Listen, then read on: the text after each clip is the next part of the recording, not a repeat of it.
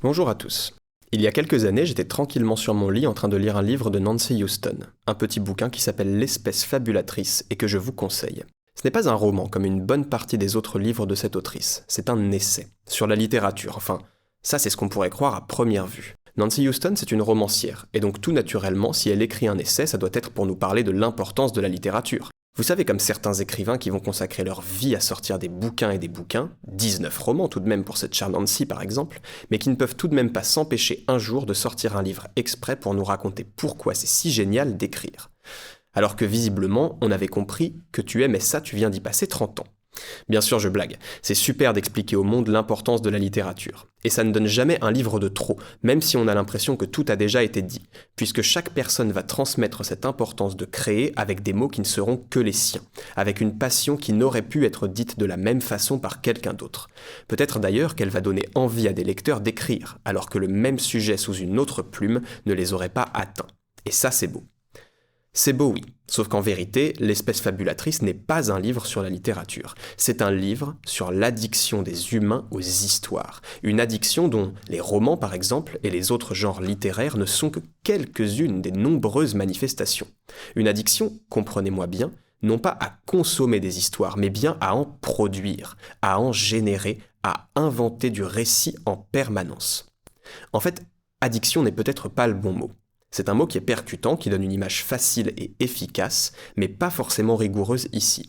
Non, parce qu'une addiction, ça sous-entend presque toujours qu'on est accro à une substance, et souvent, cette substance est un produit extérieur à notre propre corps. Mais là, vis-à-vis de notre dépendance à inventer des histoires, on ne parle pas d'une chose que l'humanité aurait découverte un jour et qu'elle aurait aimé au point de ne plus lâcher l'exercice.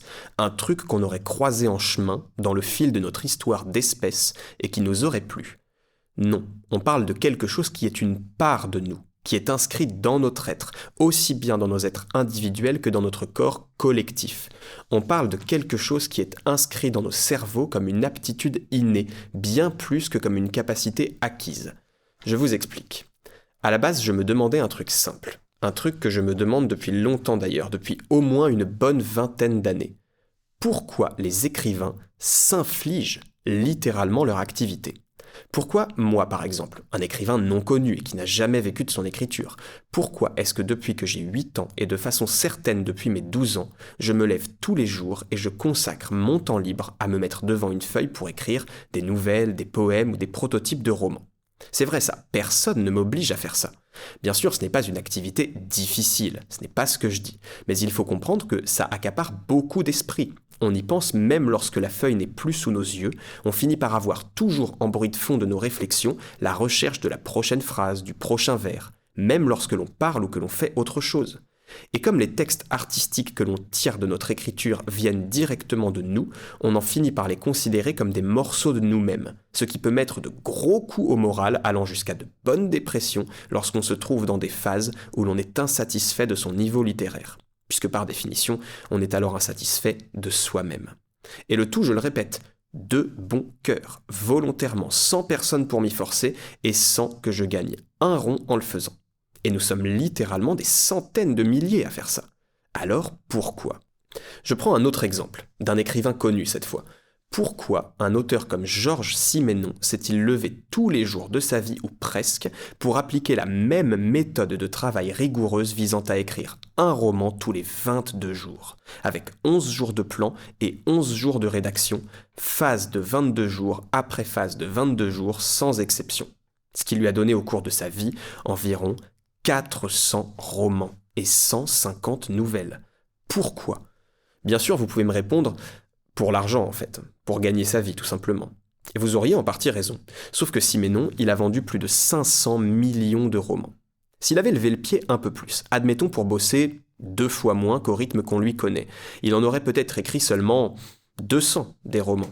Et il en aurait peut-être vendu tout juste 250 millions. Pensez-vous alors qu'il aurait eu une terrible peine à gagner sa vie ? Je ne pense pas. Et donc il doit y avoir autre chose derrière cet acharnement à écrire. Pourquoi Agatha Christie s'est-elle échinée à écrire ses romans au rythme d'un toutes les 6 semaines pendant ses périodes les plus intenses ? Pourquoi a-t-elle enchaîné comme ça 67 romans et 190 nouvelles ? Pourquoi Balzac se levait-il tous les matins à 1 heure précise pour travailler jusqu'à 8 heures, faire une sieste de 8 à 10, puis reprendre son travail de 10 à 15, se coucher à 18 heures et recommencer comme ça inlassablement? Ça représente 12 heures passées devant la feuille au cas où pour ceux qui ne se rendent pas compte, et je vous invite à essayer de le faire ne serait-ce qu'un jour. Déjà, si vous touchez la barre des 10 heures, félicitations. Écrire 12 heures par jour, c'est en gros, pour quelqu'un qui a des horaires plus cadrés, 2 bonnes sessions, de par exemple 6 heures du matin à 12 heures, puis 14 heures à 20 heures. Essayez une seule journée.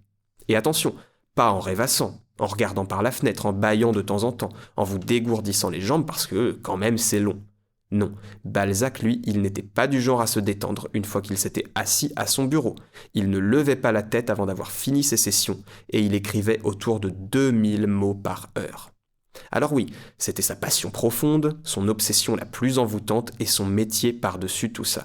Mais tout de même, il était littéralement drogué au café, et il a un jour écrit dans une lettre à son ami Zulma Caro, je cite, « Je vis sous le plus dur des despotismes, celui que l'on se fait à soi-même. » Il disait aussi « Quand je n'écris pas mes manuscrits, je pense à mes plans. Et quand je ne pense pas à mes plans et que je ne fais pas de manuscrits, j'ai des épreuves à corriger. Voici ma vie. » Ce « voici ma vie », vous le sentez qu'il est au fond de la dépression ? Alors, il faut savoir une chose quand même. Balzac, lui, avait des dettes de tous les côtés. Et il a espéré, tout au long de sa vie, couvrir ses dettes en sortant des quantités d'écrits le plus vite possible. C'est en grande partie de là que vient son urgence à écrire encore et encore. Ça n'explique pas tout, mais c'est une des clés du mystère. Mais Amélie Nothomb, tenez, elle n'est pas couverte de dettes, elle. Elle a vendu 20 millions d'exemplaires de ses romans et je ne pense pas qu'elle ait des créanciers auxquels échapper comme Balzac qui a dû déménager des centaines de fois, par exemple. Pourquoi cela ne l'empêche pas de s'astreindre à une routine extrêmement précise qui l'a fait se lever à 4 heures du matin tous les jours pour écrire jusqu'à 8 heures? Vous allez peut-être me dire que, comparé à Balzac, 4 heures d'écriture par jour, ça va. Ça peut paraître ridicule. Mais Amélie Nothomb tient à peu près le même discours que Balzac sur sa routine. Elle confesse volontiers que ce n'est pas plaisant, que ça fatigue son organisme, qu'avec l'âge notamment, les effets de ce rythme se font sentir. Mais, dit-elle, le but, ce n'est pas de se sentir bien, ce n'est pas le confort, ce n'est pas l'agréable sentiment d'être à l'aise avec son corps, avec son sommeil, avec ses besoins physiologiques. Non, le but de tout ceci, c'est, nous dit-elle, la discipline. Et du coup, j'en reviens à ma question, parce que tout ceci n'y répond pas. Pourquoi cette discipline ? Pourquoi avec tant d'acharnement ? Eh bien, il y a quelques années, en lisant L'Espèce fabulatrice, j'ai trouvé une clé pour répondre. Dans ce livre, Nancy Houston nous explique une chose absolument essentielle, qu'elle n'a certes pas inventée, qu'elle n'a pas trouvé sous son chapeau, puisque la science cognitive l'a comprise depuis bien longtemps, mais qu'elle tourne et développe de manière remarquable. Notre cerveau a besoin de s'inventer des histoires. Et on va commencer doucement. Par histoire, j'entends d'abord la moindre suite d'événements qui met en scène les choses que nous voyons autour de nous. Par exemple, si vous vous baladez dans une forêt en automne et que soudain dans le sous-bois sur votre droite, vous entendez quelque chose de lourd tomber sur la couche de feuilles mortes, votre cerveau va se construire instantanément une histoire. C'est l'automne, la saison des châtaignes. Il y a des châtaigniers autour de vous, l'un de leurs fruits vient de tomber de sa branche, ce n'est pas plus compliqué que cela. Cette histoire, elle va vous venir plus que vite, elle va vous venir de manière inconsciente, parce que vous la connaissez par cœur. Vous n'allez même pas y penser ou prendre la peine de vous arrêter une demi-seconde. Vous saurez ce qui vient de se passer. Maintenant, imaginez que vous marchiez dans cette même forêt, mais qu'une châtaigne tout à coup vous atterrisse bien fort sur l'arrière de la tête. Vous lâchez un petit cri et vous vous retournez, mais là, personne. On est donc sur un cas un peu plus technique, parce que votre cerveau va se refaire l'histoire du comportement des châtaignes, en un quart de seconde, et en conclure quelque chose de tristement logique. Non, les châtaignes ne sont pas censées se comporter comme ça toutes seules. Mais ce même cerveau, il a une caractéristique profonde qui est la suivante. Il déteste ne pas comprendre. Pour détourner une incompréhension qui persiste, le cerveau est même prêt à faire des choses complètement dingues, comme inventer des faux souvenirs dans certaines situations. Bref, le cerveau a besoin d'une histoire qui tienne la route sur ce qui lui arrive. Ça lui permet d'être rassuré sur le monde qui l'entoure, et surtout de pouvoir le prédire. Si on sait comment une châtaigne bouge, on attend le bruit avant même qu'elle ne touche le sol, et ça nous évite des surprises, des frayeurs, c'est rassurant, c'est confortable. Dans ma situation B, vous allez donc sans doute vous mettre à chercher un petit malin caché dans les buissons qui vous aurait fait une farce. Ou alors vous allez regarder autour de vous pour voir si une châtaigne tombée d'un arbre proche n'aurait pas pu rebondir quelque part avant de vous toucher. Et vous allez vous persuader de ce que vous voudrez, mais au final, vous sortirez de la forêt avec une explication, avec une histoire. Vous n'en serez peut-être pas totalement convaincu. Vous aurez peut-être gardé les sourcils froncés, mais en tout cas, vous aurez dans un coin de votre tête une explication que vous considérerez comme la plus probable, comme la plus crédible. Vous n'en serez pas resté, en tout cas, sur un mystère total en haussant tranquillement les épaules. On comprend facilement l'importance de ces histoires-là, bien sûr. Celles que l'on se raconte sur le monde qui nous entoure et qui nous permettent de l'appréhender, d'en saisir les codes. On le comprend d'ailleurs du point de vue de la survie elle-même. Il vaut mieux que notre cerveau se fasse ces petites histoires, car ça lui apporte de la stabilité. Ces petites histoires qui concernent notre rapport direct avec notre environnement, notre relation intime et physique avec ce qui se passe autour de nous, notre cerveau en invente des milliers par jour, sans même que l'on y songe. Elles concernent souvent des gestes que l'on répète régulièrement, ou les endroits où l'on se rend fréquemment. Et ça nous permet d'habiller ces gestes et ces endroits de marqueurs psychologiques qui leur confèrent de la stabilité. On n'aimerait pas ne pas être sûr d'un geste que l'on doit faire tous les jours, comme allumer notre four par exemple. Ce serait une torture de se dire qu'il peut chaque fois se passer une chose inattendue en tournant le bouton. Donc on grave une petite histoire dans notre tête. Quand on tourne le bouton, le four s'allume, il se met en route et il commence à chauffer, point. Et c'est très bien.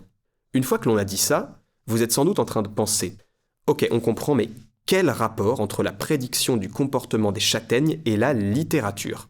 Qu'est-ce qu'il nous raconte, lui, en fait ? Eh bien, ça arrive, ne bougez pas. Parce que ça, ce sont les histoires que nous pouvons nous raconter même lorsque nous sommes seuls avec nous-mêmes. Les histoires qui ne nécessitent pas d'autres personnes pour exister, qui sont le fruit de notre seul esprit, avec une visée, disons, pratique. Mais bien sûr, ce ne sont pas ces histoires qui nous intéressent. Nous, on veut parler des histoires qui sont faites pour être partagées. Parce qu'en fait, la littérature, les romans, les nouvelles, les scénarios même, font partie de ce type d'histoires, pour lesquelles le partage est la finalité. On essaie de se dépasser pour donner à ces histoires la plus grande qualité possible, justement parce que l'on sait qu'on va les partager. Ces histoires-là, il est difficile de savoir quand elles ont commencé. On ne va pas se mentir, ça s'est sans doute fait une nuit dans une clairière autour d'un feu de camp, et le sujet était sans doute comment on s'organise pour chasser le prochain mammouth. Ça a dû être ça, les premières histoires entre individus, et peut-être qu'elles ont même été le fruit d'une espèce plus vieille qu'Homo sapiens. Et attention, je dis bien histoire. Il faut comprendre qu'il n'y a pas de frontière entre les raisonnements pratiques, comme la chute des châtaignes ou la chasse au gibier, et les inventions de trames poétiques ou plus figurées comme les romans ou le Dormeur du Val. Se poser autour d'un feu et imaginer de quelle façon on va organiser la chasse du lendemain, c'est déjà construire un scénario, c'est déjà planifier une suite d'événements qui n'est encore qu'imaginaire. C'est déjà créer les premières histoires du monde. Je ne sais pas si ces gens, qui se sont partagés les premiers récits dont on est en train de parler, se sont rendus compte de ce qu'ils venaient d'ouvrir, c'est-à-dire cette gigantesque valse sans fin qui nous a tous poussés dans sa course à inventer des centaines de milliers de livres, de films, de pièces de théâtre, de poèmes et de dizaines d'autres formes pour se raconter des choses, pour extrapoler, pour explorer, pour croire à d'autres mondes. Mais il est certain qu'ils ont senti déjà, dès les premiers moments, l'un des effets fondamentaux que procure le fait de se partager des mots. Un effet qui restera, jusqu'à nous, peut-être la plus puissante drogue que peut nous procurer une activité quelconque, le lien. Sans lien entre les êtres humains, rien ne peut exister au sein de l'humanité. Aucune personne ne peut survivre durablement seule, et je ne parle même pas du reste, du plus qui peut être visé une fois la survie assurée. Aucun projet, bien évidemment, ne peut voir le jour. Aucune ville ne peut être créée si les êtres humains ne commencent pas par former des groupes. Et c'est par les histoires que l'on forme des groupes. Mes chasseurs-cueilleurs de l'exemple précédent, mon promeneur en forêt aussi, vous, moi, personne n'y échappe. Pour faire partie d'un groupe humain, il faut se raconter un peu, écouter les histoires des autres, échanger des histoires qui sont dans l'entre-deux, qui sont communes à tous les membres du cercle. Nos ancêtres le faisaient sur leur journée, sur leur chasse, sur les lieux qu'ils avaient visités lors de leur transhumance, sans aucun doute. Mais vous, tenez, Vous faites pareil. Vous parlez avec vos amis de la dernière série que vous avez vue, non? Du dernier manga que vous avez lu, du dernier livre que vous venez de finir, ou du dernier film devant lequel vous avez réussi à ne pas vous endormir après votre journée. Vous prenez appui sur les histoires qui vous ont été racontées pour former des discussions, pour tisser du lien. Les histoires communes font des références communes, et les références communes rapprochent. Dans son livre, L'espèce fabulatrice, parce que je vous rappelle que nous sommes partis de là, Nancy Houston va plus loin que cela encore.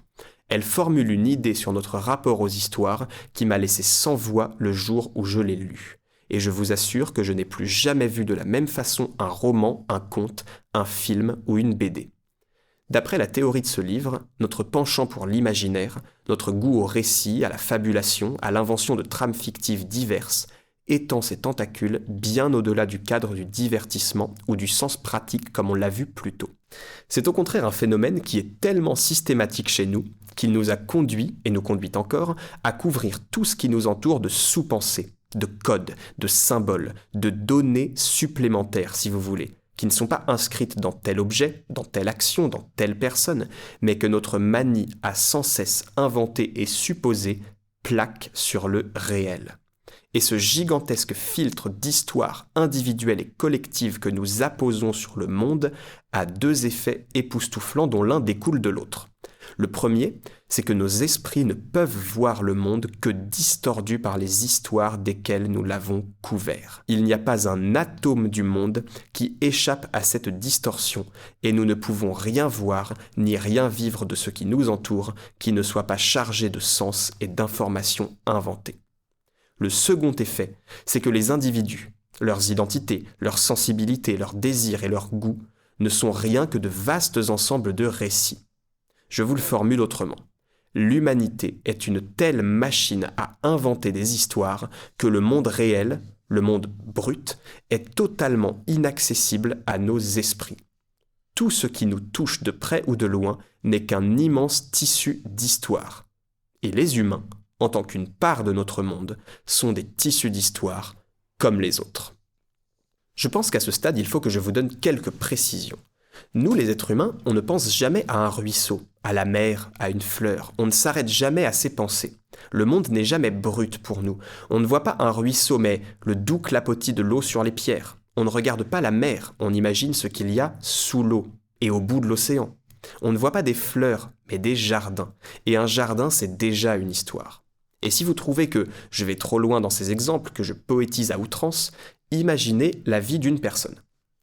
Aucun être humain ne naît à l'étage 3, porte 213 du couloir B, du bâtiment administratif numéro 13 d'on ne sait pas quelle ville, construit sur une colline quelconque dans on ne sait pas quel département.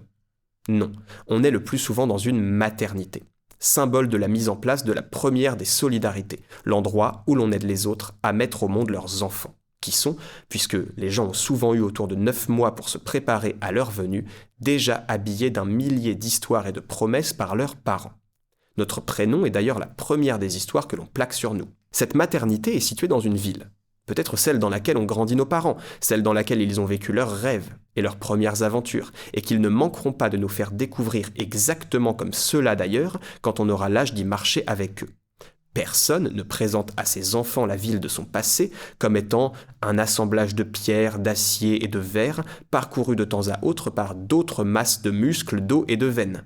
Non, bien sûr, il y a le muret où on s'est ouvert le bras dans une chute de roller, la boulangerie où on a piqué quelques bonbons un jour, le pont où nous avons vécu des moments de notre premier amour. De la même façon, personne ne grandit entouré par les parpaings numéro 4000 à 13000 du lot de parpaings 23 d'une entreprise de matériaux de construction. On grandit dans une maison. Notre maison, dont chaque recoin nous est familier, nous évoque des choses, des sensations, des inspirations, dont nous aimons parcourir les pièces quand tout le monde est sorti et dont nous aimons les éclats de voix des repas de famille. On va dans des écoles, qui ont des histoires, même banales, et dans lesquelles on nous donne des règlements intérieurs à respecter. Tous les règlements du monde sont des histoires. L'univers ne nous a pas donné clé en main une liste de choses à faire et de choses à éviter. Tous nos codes de loi, religieux, légaux, administratifs, sont des inventions, que nous en trouvions les normes justifiées ou non. Je m'arrête ici, je pense que vous avez saisi l'idée. Une personne qui ne serait pas ballottée toute sa vie durant dans un flot d'histoires plus ou moins anciennes, plus ou moins grandes qu'elle, ça n'existe pas. Nancy Houston a une phrase magnifique pour dire à quel point nous sommes des assemblages de récits, et à quel point nous ne sommes construits que de cela. Elle dit « Moi, je, déjà toute une histoire ». Je trouve ça sublime. Un peu plus loin, on trouve cette pensée qui nous met face aux conséquences de ce développement.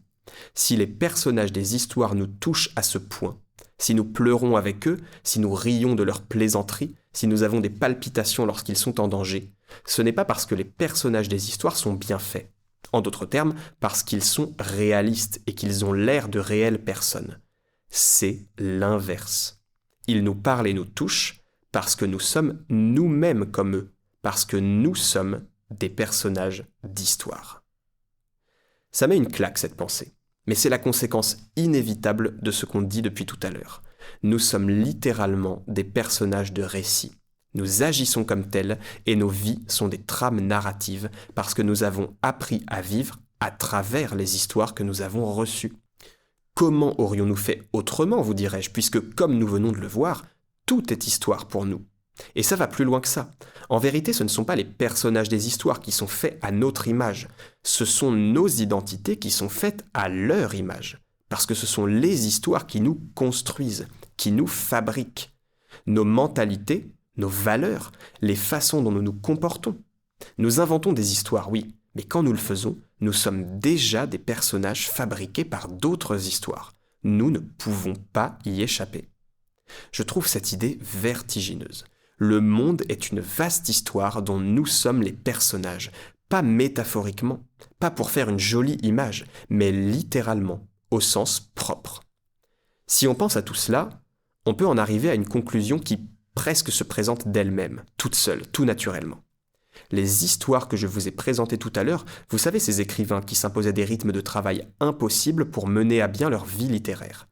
Eh bien, je pense que leur attitude n'est que la pointe jusqu'au boutiste de ce gigantesque phénomène de fabrication de récits qui recouvre toute l'humanité. Ils n'ont pas un besoin plus grand de créer que les autres, parce que ça n'a pas de sens. Tout le monde a un besoin absolu d'inventer, qu'ils s'en rendent compte ou non, qu'ils le conscientisent ou pas, et qu'ils se mettent devant une feuille pour noter ses trouvailles à l'écrit ou qu'ils les gardent pour lui. Le besoin de fabuler est vital pour nous autres.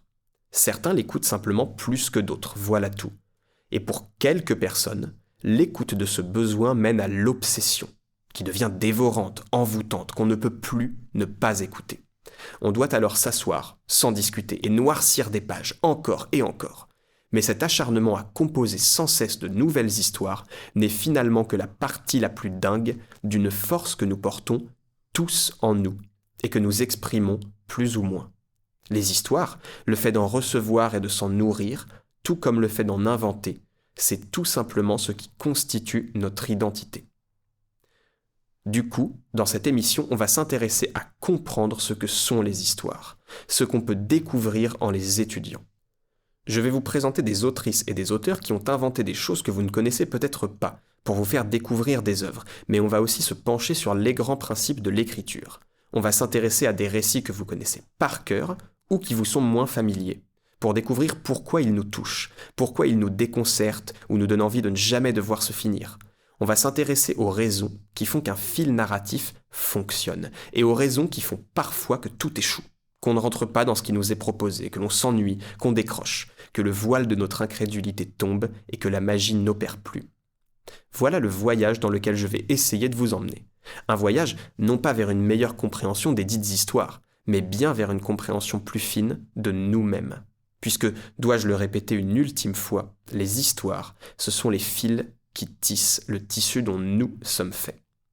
C'est bien ce tissu que nous allons détricoter ensemble. Alors, rendez-vous dans un mois.